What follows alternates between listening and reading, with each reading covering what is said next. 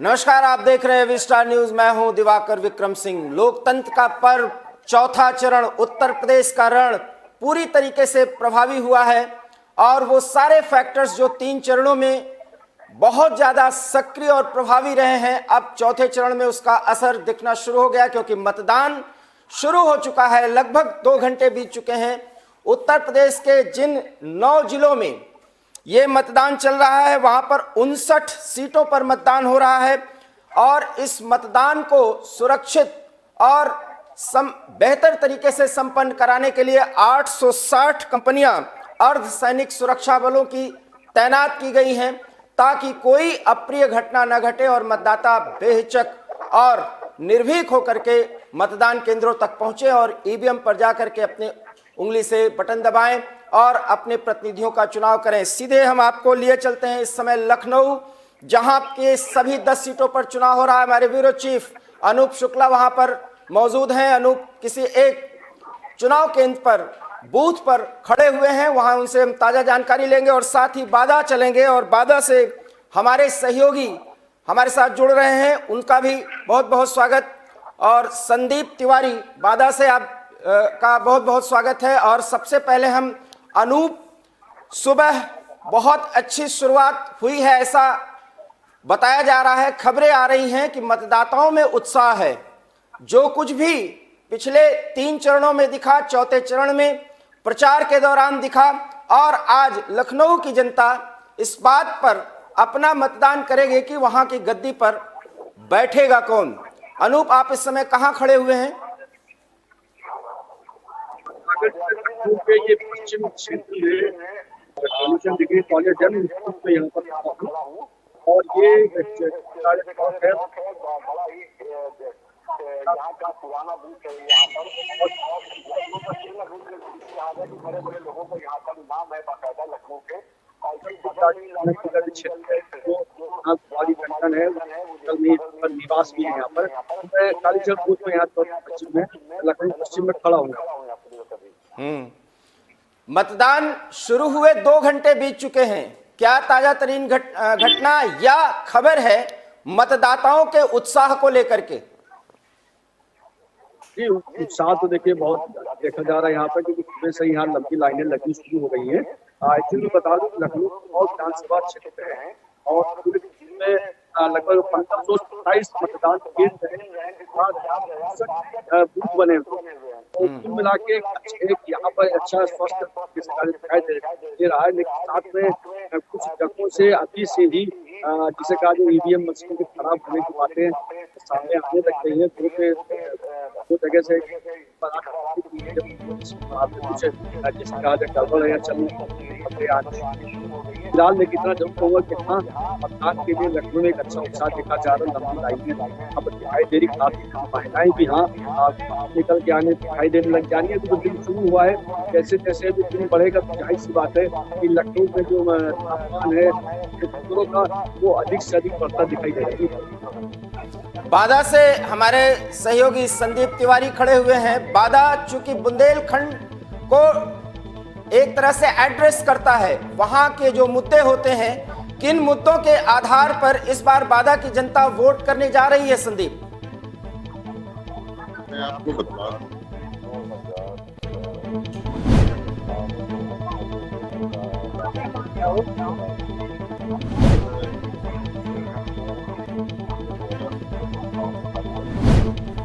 लेकिन इस बार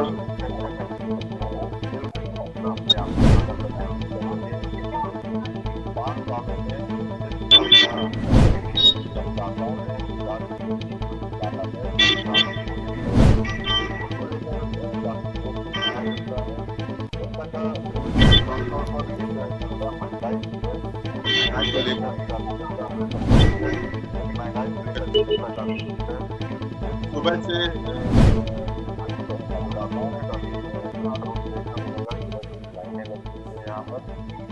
बात करें तो महंगाई मिल रहा है, रोजगार मिल रहा है, जो है रोजगार को ज्यादा फोकस युवाओं को रहा है। बाला में जो दवाई सरकार बनी थी, उनको आश्वासन दिया गया था उसकी कटाई नील पुनः चालू कराई जाएगी, लेकिन इन 5 सालों में ना तो कटाई नील चालू कराई गई और ना ही अन्य कार्य जो भी हुए भी वो भी कुछ ही महीनों बाद, चंद महीनों बाद धरातल पर नजर। क्या किसानों का भी मुद्दा बादा में एक प्रमुख मुद्दा, और जैसा कि बादा सहित बुंदेलखंड के तमाम उन जिलों में जल, स्वच्छ पेयजल एक बड़ा मुद्दा होता है, और ये मुद्दा जो है वो केंद्र से लेकर के राज्य सरकार की तरफ से प्रमुख रूप से उसको एड्रेस किया गया है और स्वच्छ जल मिशन जो है बाकायदा शुरू किया गया है। क्या इसका कोई प्रभाव या दुष्प्रभाव उपलब्धता या अनुपलब्धता को देखते हुए पड़ रहा है, मतदाताओं पर दिख रहा है? मैं आपको बतला दूं, किसी समय पहले अमित शाह जी ने मकान में रैली की थी और उन्होंने इस बात के लिए कहा भी था कि उन्होंने जो 44,000 करोड़ की अर्जुन बांध परियोजनाएं, हर घर नल जल परियोजनाएं की, जिस पर कार्य चल रहा है, तेजी पर कार्य चल रहा है, लेकिन अभी योजनाएं पूरी नहीं हुई हैं और जिसको लेकर उन्होंने कहा भी जनता से, और उन्होंने एक बांदा की जनता को तीखा प्रहार भी किया। उन्होंने कहा कि बुंदेलखंड में कट्टे बनने का कार्य होता था, अब यहाँ मिसाइलें बनेंगी, तो उसको लेकर भी काफी जनता जो आक्रोशित है। ये एक तरह से उन्होंने जो कट्टे बनने का कार्य कहा गया है, अनैतिक कार्य है, जिसको लेकर अधिकतर पुलिस वगैरह आप देख सकते हैं, ये अनैतिक कार्य है जिसको लेकर कहा गया, उससे भी काफी जनता वहाँ की साफ तौर रैली में वो भीड़ देखने को जो मिली, जो एक गृह मंत्री की रैली में जो भीड़ होनी चाहिए, तो ये उस रैली में बतला दिया था कि जनता कितना भाजपा को पसंद कर रही है। संदीप, आप कुछ मतदाता अगर मतदान केंद्रों की तरफ बढ़ रहे हो या बाहर निकल रहे हो तो उनसे आप मुद्दों पर बात करिएगा, लेकिन किसी से यह नहीं पूछना है कि आपने किसको वोट दिया। हम एक बार फिर अनूप से जुड़ते हैं और अनूप, आपसे भी अनुरोध करेंगे कि मतदाताओं से मुद्दों पर जरूर बात करिए। उसके पहले कि आप उनसे बात करें, मैं आपसे पूछना चाहूंगा कि लखनऊ चूंकि प्रदेश की राजधानी है और वहां से कोई बात निकलती है तो सभी जिलों में वो पहुंचती है, पूरे प्रदेश का वो मुद्दा बनता है और यहां तक कि वो देश का भी मुद्दा होता है। वो कौन से स्थानीय मुद्दे हैं लखनऊ के संदर्भ में अगर कहा जाए जो इस समय प्रभावी हैं प्रदेश के तमाम बड़े मुद्दों के साथ, जो कि राजनीतिक एजेंडा है सभी राजनीतिक पार्टियों के लिए?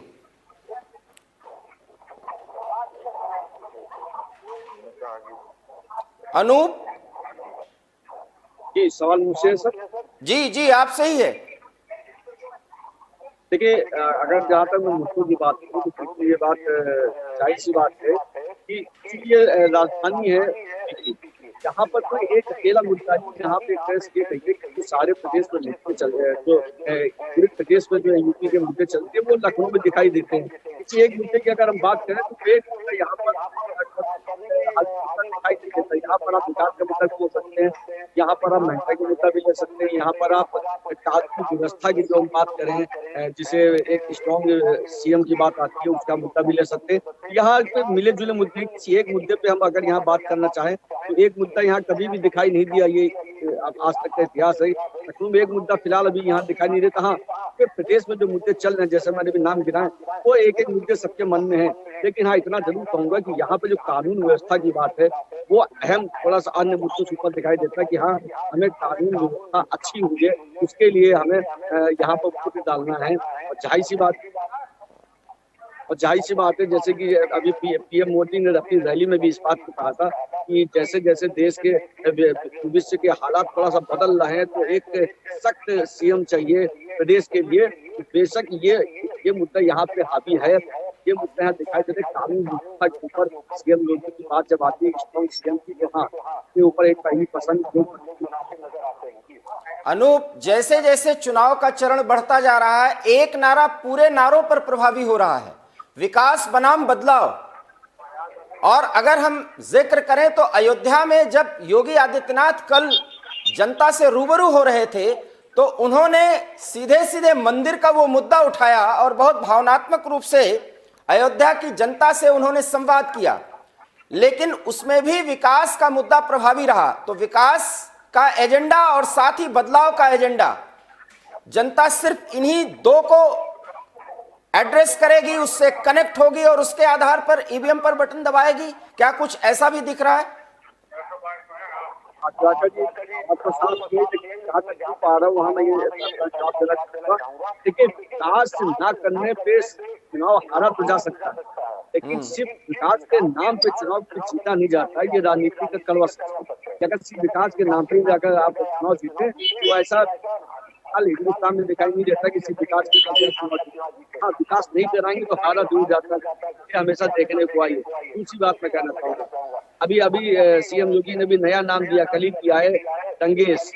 जो अखिलेश यादव के लिए नया नाम दिया दंगेश। कुल मिला के यहाँ पे ये हो रहा है कि देखिए, लड़ाई एक अखिलेश यादव बनाम आदित्यनाथ हो गई, ना ये सपा है ना बसपा है। यहाँ पे लड़ाई दूसरी हो गई, अखिलेश यादव और योगी आदित्यनाथ। अब योगी आदित्यनाथ के क्या कर रही है, अखिलेश यादव को पुराना इतिहास है, सपा का पुराना इतिहास है, वो जनता को भूलने नहीं दे रही। वही बार बार के सामने जिसे कहा जाए ला रही कि हाँ, कि अगर अखिलेश यादव यहाँ आते हैं तो जाहिर सी बात है कि फिर वही कानून व्यवस्था की बात आ जाएगी, फिर वही जिसे कहा जाए जो आतंकवादी छोड़ने वाली बात है, यहाँ पे कानून व्यवस्था तो स्पष्ट नजर आएगी। तो बीजेपी थोड़ा सा इतिहास भूलने नहीं दे रही अखिलेश यादव के लिए। ये खाली दिक्कत की बात है। हाँ, जहाँ पर ये काम गिनाने चाहिए विकास ये, जैसे हम लोग कल भी बहस कर रहे थे कि जैसे जैसे चलन आते जाएंगे विकास का मुद्दा है हर जगह रहेगा, लेकिन मुद्दे बड़े मुद्दे वो थोड़े अलग होते जाएंगे। बाद में जैसे पहले 2 चरण थे, उसमें क्या हुआ, किसानों की बात आने लगी, सारी ये बात है। अब ये सीधे सीधे डाइवर्ट हो गया आतंकवाद, कानून व्यवस्था पे। आतंकवाद का देखिए दंगे हुए, तो मुजफ्फरनगर दंगा हुआ, कल भी सीएम योगी ने इस बात को बाकायदा अपनी रैली में जिक्र किया कि एक नया नाम अखिलेश यादव को दंगेश करके देंगे। तो बीजेपी का देखिए, बीजेपी का मुद्दा मैंने कहा था कि 4वें, 4थे, 5वें, 6थे, 7वें चरण के लिए उसके मुद्दे बदलते जाएंगे। अभी जैसे पूर्वांचल में जाएंगे तो हो सकता है वहाँ कानून व्यवस्था के साथ राम मंदिर का मुद्दा निकल जाए, क्योंकि अयोध्या हाँ, एक तो छवि बन गई सपा की पुरानी, वो सपा से अपना पीछा नहीं छुड़ा पा रही। ये इस आयोग के थोड़ा सा जैसे का ड्रॉबैक है, एक ब्लैक स्पॉट। संदीप, कुछ सवाल इसी से जुड़ा हुआ आपसे, क्या योगी बनाम अखिलेश भी इस चौथे चरण में एक मुद्दे के रूप में, एक नारे के रूप में जनता के मन में बात कौंध रही है?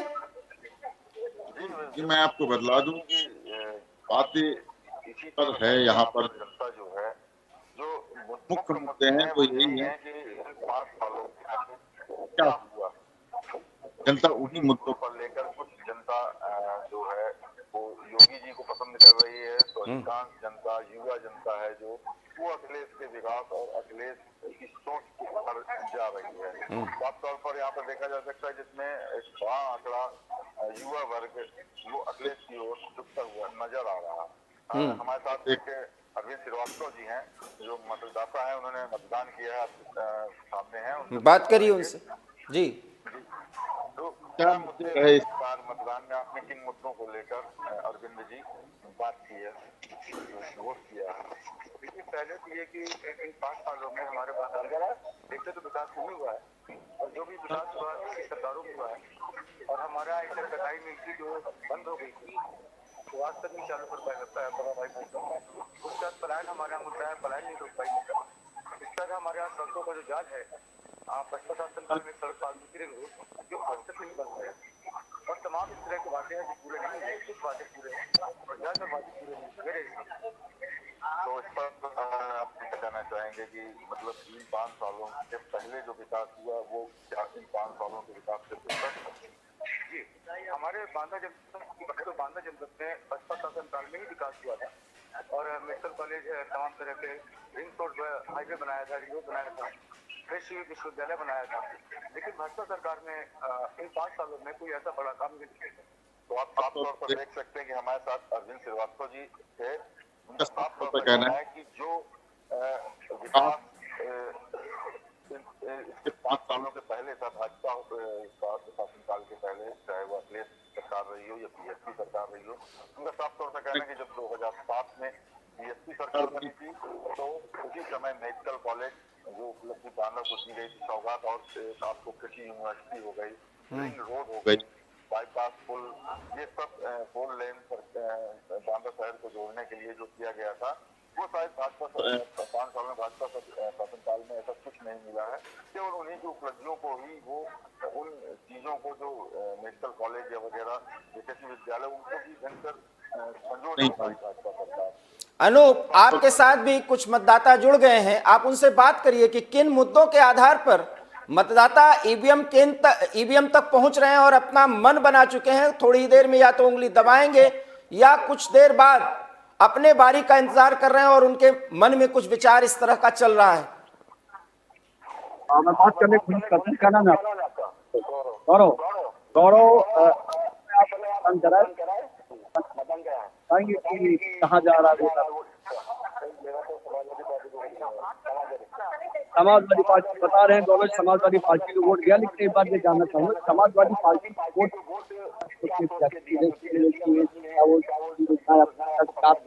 किस मुद्दे पर समाजवादी पार्टी वोट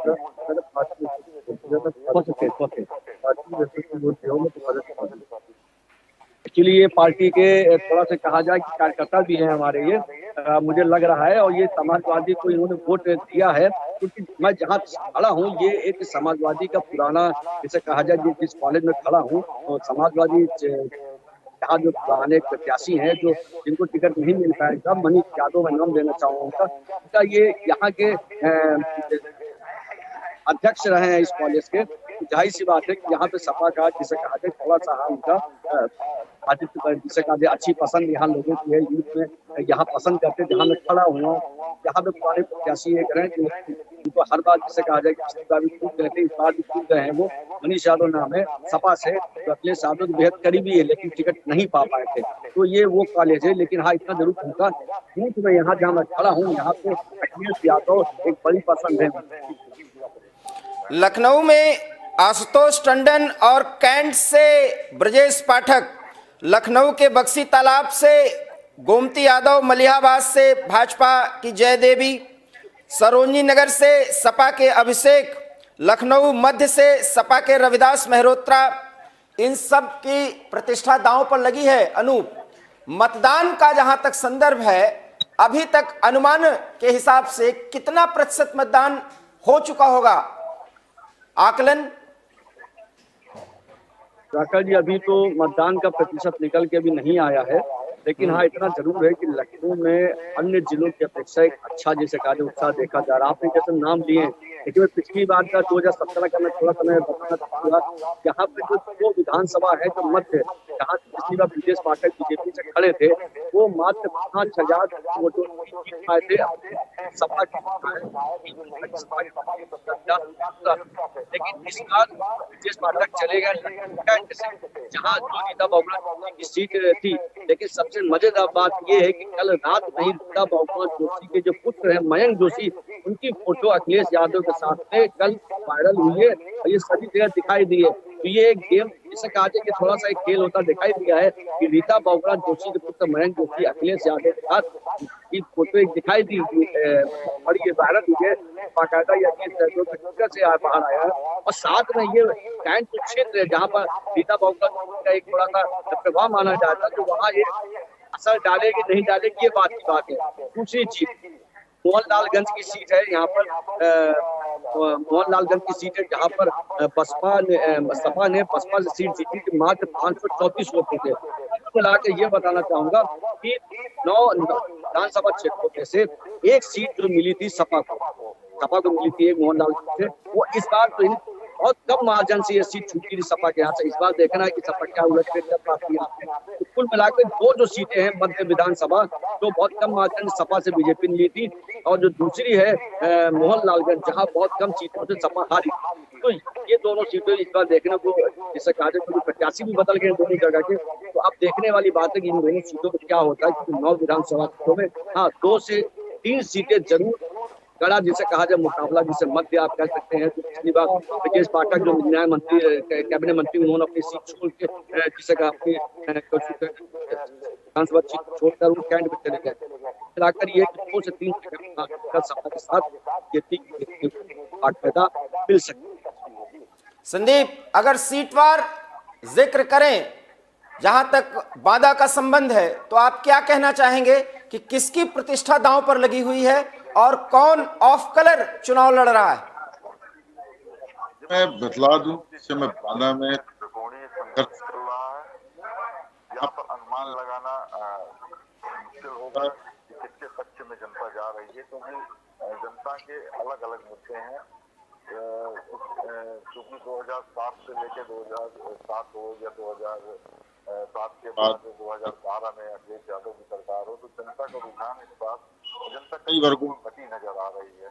कुछ मौजूदा सरकार के साथ जाना चाहते हैं, तो कुछ पुरानी सरकारों के साथ जाना चाहते हैं। तो इस समय यह अनुमान लगाना कठिन होगा, क्योंकि इस समय जो त्रिकोणीय संघर्ष चल रहा है, जो जनता का जो प्रत्याशियों के साथ जनता का समर्थन देखने को मिला है जुलूस में और उनके चुनाव कार्यक्रमों के दौरान, तो उससे इस समय अनुमान लगाना एक प्रयास ही लगाया जा सकता, अनुमान जो है पूर्णतया नहीं लगाया जा सकता। जो वोटिंग का ट्रेंड है, जिस तरह से मतदाता लाइनों में लगे हुए हैं, आपको क्या अनुमान है कि शाम तक स्थिति जो है वो कमोबेश वही रहेगा जो 3 चरणों में रहा, या इसको पार कर सकता है? जिस हिसाब से सुबह 7 बजे से मतदाताओं का यहाँ पर जोश और खरोश देखा जा सकता है, जिस हिसाब से भीड़ है उस हिसाब से तो लगता है कि जो पिछले 3 चरणों में जनता ने वोट डाले हैं उस हिसाब से उन्हीं आंकड़ों को छू जाएगा ये भी चौथे चरण का मतदान भी। लेकिन यहाँ पर कहीं ना कहीं जो रिटर्निंग ऑफिसर हैं उनको फोन लगाकर अगर कुछ जानकारी चाहिए तो उनके नंबर गिनती जाने के बाद काट दिए जा रहे हैं या बिजी हो जा रहे हैं, स्विच ऑफ हुए जा रहे हैं। एक ये भी बड़ा मुद्दा है कि आखिर मीडिया किनके जरिए आंकड़े पता करेगी कि कितने परसेंटेज वोटिंग किस समय तक हो सकती है, तो ये बड़ा सवाल है। और यहाँ पर एक सवाल ये भी है कि यहाँ पर विकलांग जो हैं उनको सुविधाएं जो सरकार ने कही थी कि जो 80+ वाले हैं उनके घर घर जाकर उनको वोट दिलाया जाएगा, वोट दिया जाएगा, तो वो भी एक तरह से फेल व्यवस्था यहाँ बांदा में देखी जा सकती है। क्योंकि मैंने कई ऐसे दिव्यांगों को देखा है जो चल कर आ रहे हैं, उनका कहना भी है कि हमारे यहाँ कोई नहीं पहुंचा वोट लेने के लिए, जबकि प्रशासन ने कहा था और पर्ची बनाई थी अगले दिन, एक दिन पहले हमारे पास घर घर आए थे, उसके बाद कोई आया नहीं। बहुत महत्वपूर्ण जानकारी संदीप आपने दी। और अनूप, आपसे आखिरी सवाल, और वो सवाल कि क्या जो 3 चरणों में दिखा है मतदाताओं का जो भी उत्साह दिखा है, क्या उसी उत्साह के इर्द गिर्द ये भी उत्साह रहेगा लखनऊ के मतदाताओं का, या उसको पार करेगा?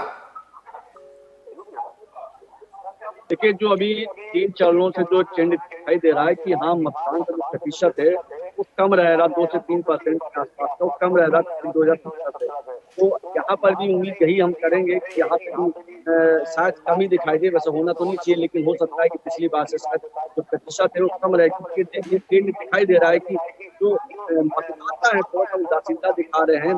तो इसको जिस दिन उनका मतदान दिवस से कहा जाए कि वोटिंग उसको हॉलीडे के रूप में मान के चल रहे हैं। इसलिए एक चीज और मैं कहना चाहूंगा कि जो बीजेपी का कोर वोटर है, मैंने जैसे हम बात करते हैं तो एक नारा जो चला है कि आएंगे तो योगी, तो ये जो नारा है ये थोड़ा बीजेपी के लिए, जहाँ तक मुझे लगता है, हम जैसे बात करते हैं, जहाँ तक मुझे लगता है कि वो बीजेपी के लिए थोड़ा सा दिक्कत भी कर रहा है कि हमारे वोट देने ना देने से कोई फर्क नहीं पड़ता, आएंगे तो योगी ही। ये भी एक थोड़ा सा माइनस पॉइंट मतदाता के अंदर आया हुआ है। उनके बात क्या करना जाके आना तो बीजेपी को ही है। ये बीजेपी के लिए नुकसान की बात है, जबकि सपा के लिए थोड़ा सा अच्छी बात है। ये टैग अलग जा रहा है जो 3 नीचे जा रहा है, शायद यहाँ भी तो दिखाई दे। मैं मान के चल रहा हूँ 60% के आसपास मतदान यहाँ का प्रतिशत होना ही चाहिए। जी अनूप जी, आप नजर बनाए रखिए, आज दिन भर हम आपसे अपडेट लेते रहेंगे। संदीप, आप भी बांदा के हर उस मतदान केंद्र पर पहुंचने की कोशिश करिए जहां तक आप पहुंच सकते हैं, और समय समय पर हम आपसे जानकारी लेते रहेंगे।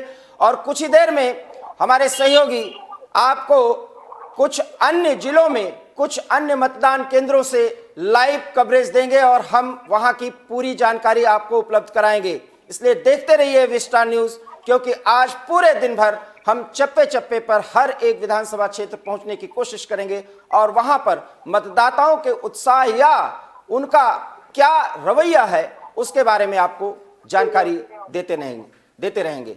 फिलहाल दीजिएगा इजाजत। नमस्कार।